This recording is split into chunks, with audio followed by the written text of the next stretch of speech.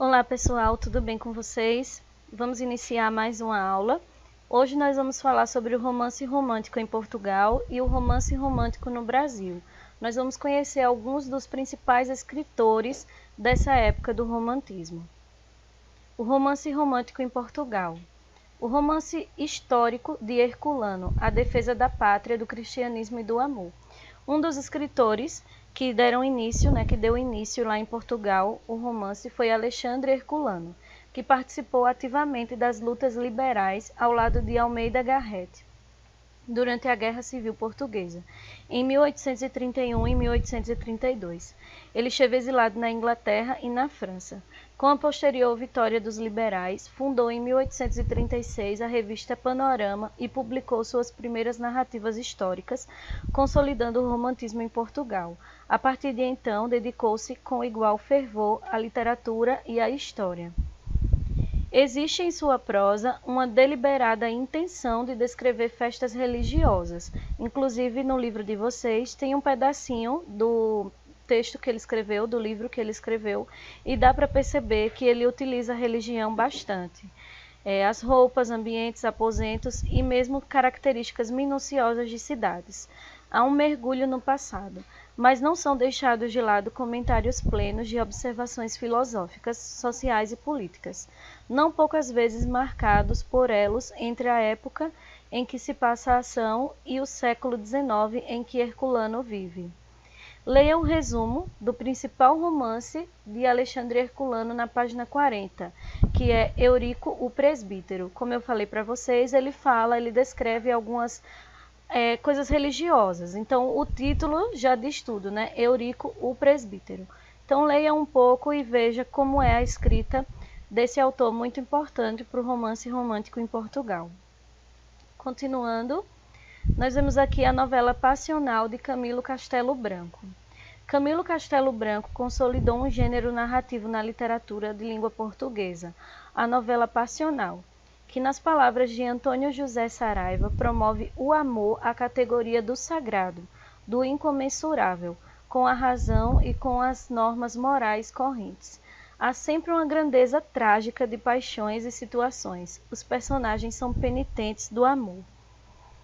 A linguagem fácil e a fidelidade aos costumes populares estão entre suas maiores qualidades. Foi hábil narrador de histórias românticas ou romanescas, aliando as peripécias quase rocambólicas de suas novelas a explicações psicológicas, sempre contido pela tradição literária e pelos cânones clássicos. Leia o resumo do principal romance de Camilo Castelo Branco, da página 42, Amor de Perdição. E o que seria, gente, uma novela passional?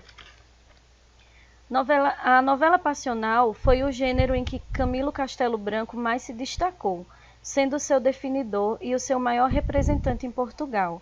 A novela é um gênero contravertido, que em linhas gerais se diferencia do romance no tratamento das personagens do enredo. Caracteriza o condensamento da ação, do tempo e do espaço, bem como um ritmo apressado no desenvolvimento da intriga. A história, em geral, é contada linearmente e as descrições de cenário e personagens são rápidas. Essas são algumas características da novela passional. E ainda tem outro escritor, que é o Júlio Diniz, o romance burguês de Júlio Diniz. Júlio Diniz é o pseudônimo do médico Joaquim Guilherme Gomes Coelho, descendente de uma família burguesa da cidade do Porto, nascido em 1839. Ele morreu tuberculoso em 1871, aos 32 anos. Como era o romance e algumas das características do romance de Júlio Diniz. Reagindo ao modismo dos romances históricos do romantismo, Júlio Diniz retratou em seus romances cenas da vida portuguesa da metade do século XIX. Surgiu assim o romance contemporâneo, tendência que vingou no período realista, notadamente na produção de Eça de Queiroz. No entanto, um forte traço romântico ainda esteve presente nos romances de Júlio Diniz, a otimista visão de mundo da burguesia liberal portuguesa. Continuando, nós temos aqui o romance romântico no Brasil. Rio de Janeiro, o palco ideal. Foi onde iniciou o romance romântico aqui no Brasil. A urbanização da cidade do Rio de Janeiro, transformada em corte, gerava uma sociedade consumidora representada pela aristocracia rural, pelos profissionais liberais e jovens estudantes, todos em busca de entretenimento. O espírito nacionalista exigia uma cor local para os romances e não a mera importação ou tradução de obras estrangeiras. O jornalismo vivia seu primeiro grande impulso e crescia a divulgação de massa de folhetins. O teatro nacional avançava. Esses foram alguns dos fatores que explicaram o aparecimento e o desenvolvimento do romance no Brasil. Então, eu destaquei aqui para vocês algumas das características do desenvolvimento do romance aqui no Brasil, né? Ele nasceu para o entretenimento.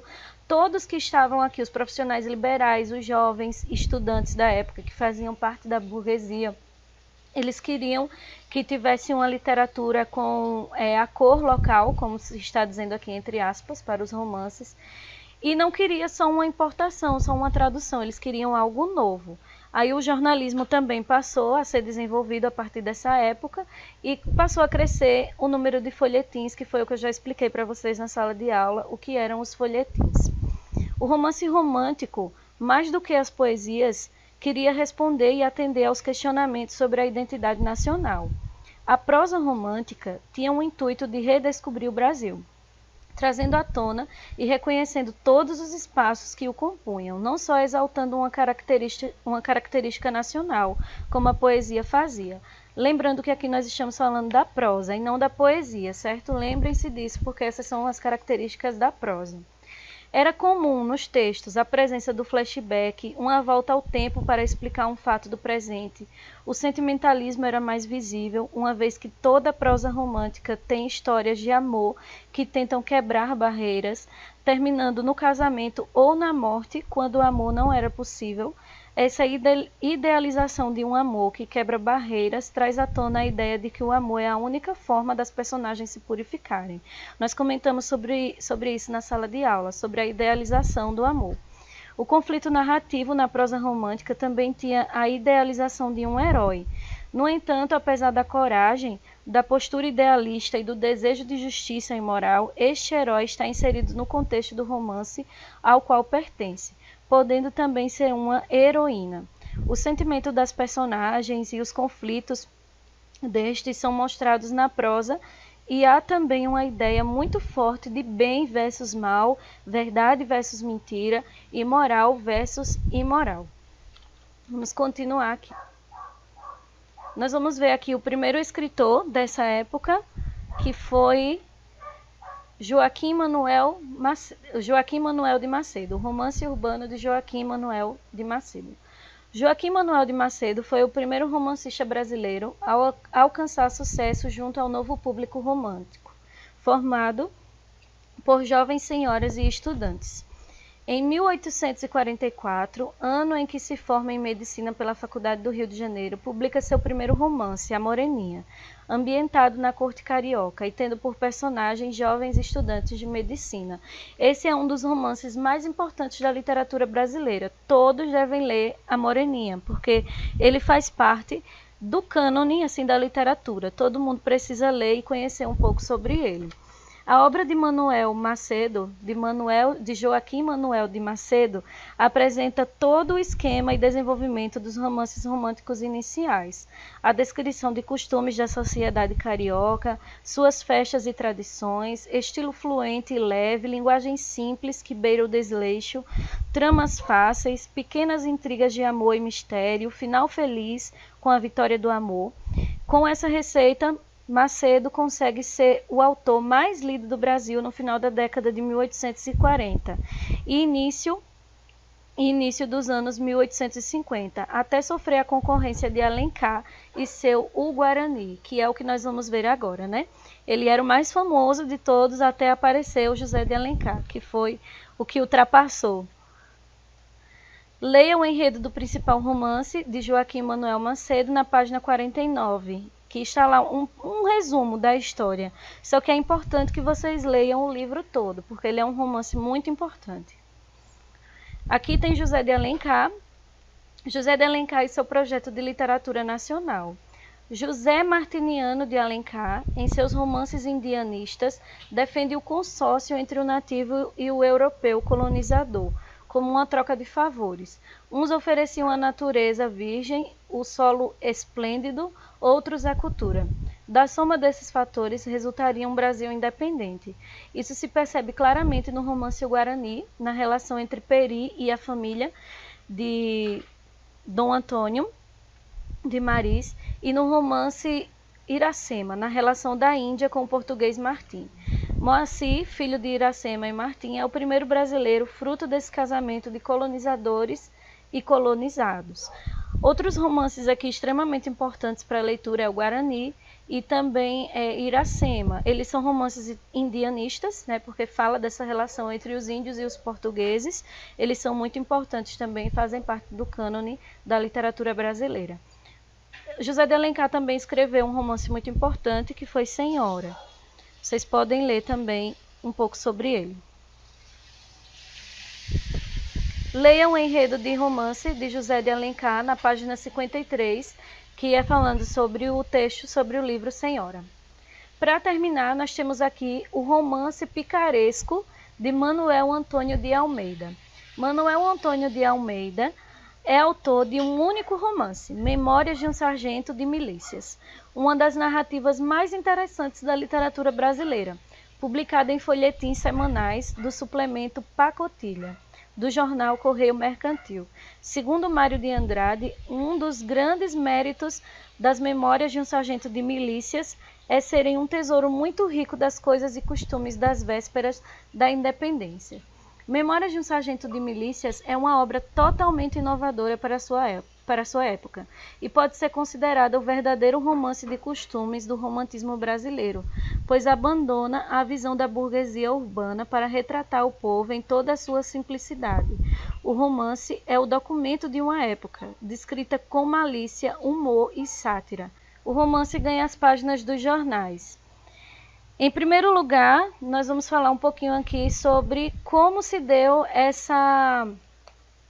esse desenvolvimento dos romances para ir para os jornais. No século XIX, a narrativa romântica encontrou dois principais meios de difusão, o livro e o folhetim. O romance transformou-se por excelência na forma burguesa de literatura. Em primeiro lugar, condizia plenamente com o ideal individualista da sociedade capitalista industrial. O romance é uma mercadoria completa, é um objeto a ser comprado e que, além de um aspecto material, possui também um conteúdo abstrato. Mais ainda, o romance deve ser usufruído de forma solitária, calmamente, no momento de lazer e envolvido pelo conforto do espaço burguês. Há na própria concepção de leitura de um romance uma forma de distinção de classe. Em segundo lugar, o romance tornou-se gênero ideal para perscrutar a intimidade e o mundo privado. Os personagens passaram mais do que nunca a ser criados a partir do seu imaginário particular. Então, gente, essa é a aula de hoje. Eu espero que vocês tenham compreendido. Todo o conteúdo está no livro, certo? Então, tchau!